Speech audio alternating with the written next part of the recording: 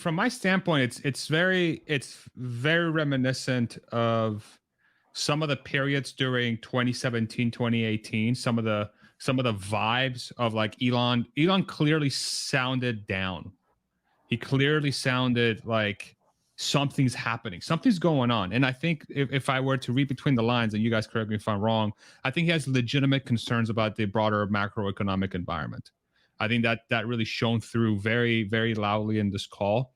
I think I think what I think is going through his head is that they're trying their best to lower costs and make their cars as affordable as they can be right now. But it seems like there might be a wall there because of where interest rates are, and it's outside of their hand. And it's the first time I've heard Elon say we're not going to go as fast as we can. That's weird to hear from Tesla.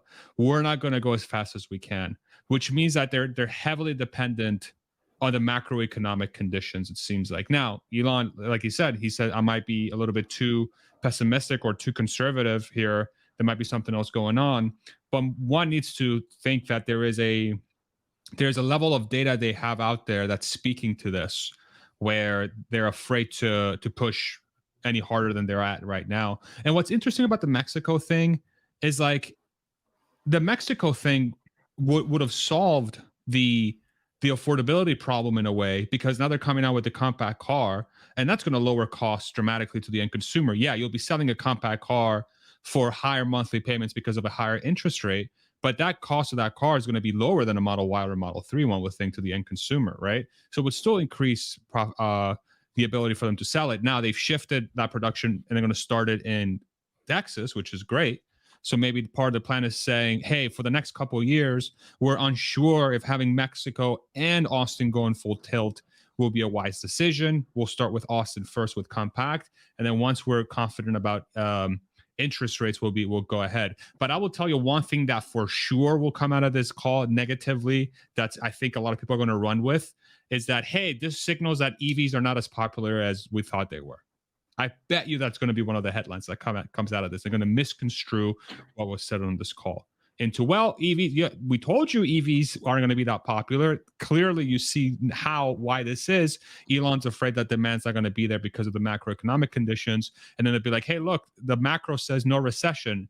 And Ford and GM have sold more cars this year than last year if you compare them, completely missing the whole point that there's a ton of inventory on dealership lots. Oh, and by the way, they're striking. So yeah, that's sort of my broad takeaway. But I have other thoughts too. But let's go around the horn. I see. Let's go around. So go Hans, and then Nick, and then James. Yeah, I think the thing that stood out to me the most was also just Elon's tone, and he definitely seems like he's down. And he kept all the comments today kind of focused on Tesla, but I can't help but wonder, other than there were, brief mentions of what's going on with Israel and Palestine or allusions to that, just with increased wars. And I was trying to think through, Elon has been relatively quiet on X recently. And so the fact that he's keeping his mouth more shut on Israel Palestine than we would kind of normally expect him to, and then that matched with his tone today makes me wonder if that is hitting him particularly close to home.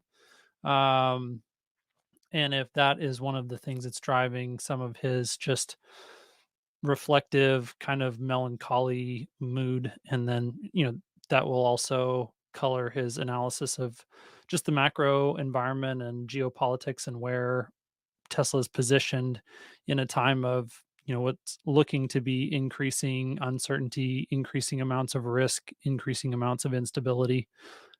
Yeah, so I think that's from a macro perspective and the tone, the things that jumped out at me. I would say that I was a little bit surprised we didn't get anything on Optimus. They kind of punted pretty much everything related to that. That was a little bit of a disappointment for me. Then one of the other things that really stood out to me was, Pierre basically asked a question that I've had in my mind for a long time, and that's if we can't reach full robotaxi future in the near future, but we've got software in FSD that's incredibly valuable. And right now, the pricing is set up to keep people out of the system more so than to maximize users and maximize revenue. Is that something that they'll play with? Will they provide different levels of functionality, different options at varying price points, and try and get more people to use the system in some way that they are willing to use it, and actually, generate some SaaS revenue off of that? And I liked just to hear that Elon's not ready to think about that as a possibility yet. He's all in on, no, we're pushing towards full robotaxi. And regardless of where they end up, that is the right tone to hear from management at this point in time, that they think that they're going to achieve this. They think they're going to solve it, and they're continuing to push forward, all ahead. So that was good. And then I think those were the I think those are the main things that I can add value to on today. I think some of the other things that I took away probably would be better to be commented on by others here. Nick, go for it. Yeah, just two things, and then I'll give to James, and then we can just have a conversation about all the different topics. We should just go down your list, Farzad, because I'm sure there's a lot we're forgetting. But just real quick to touch on the FSD part there.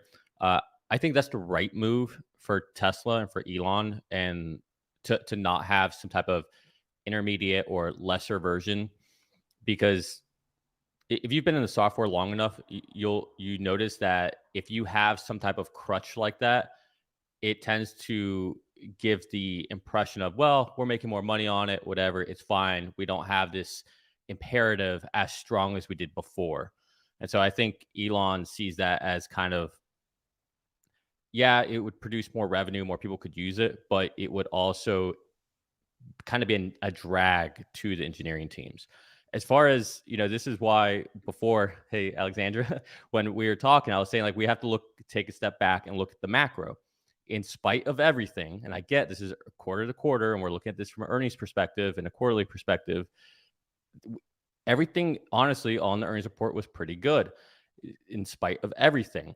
And I don't think you can look at it in a vacuum. I mean, these interest rate hikes, I'm saying this like on my channel all the time. Like, just forget the car market, right? Because the car market is just as much impacted. But look at a house. $1 million house 2 years ago would have cost you about $4,200 a month. Now it costs you $7,500 a month. That's $1 million house. Take that and apply that to automobiles and people. Most people don't make enough money. It doesn't matter how much advertisement you put out there. It's irrelevant. And the $7,500 tax credit, he brought up a good point. A lot of people can't even benefit from that, right? So when you look in a vacuum, I think, yeah, it's like, oh, they should be doing this, they should be doing that. But I think, I don't know.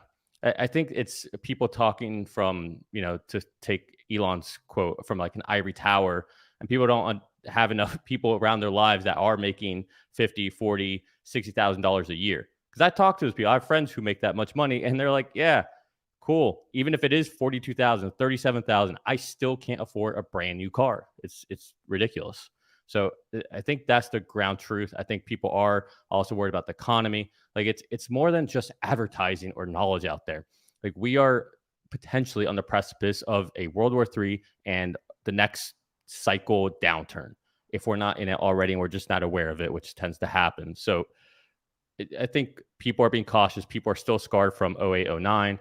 And obviously Elon is too, right? It's like, I think we underplay that way too much in this community. And it's probably because, we're all fortunate enough to, be in a higher level echelon than the vast majority of people. And we're very fortunate for that. But look, the ground truth is just so much different out there. So people are struggling just to afford food.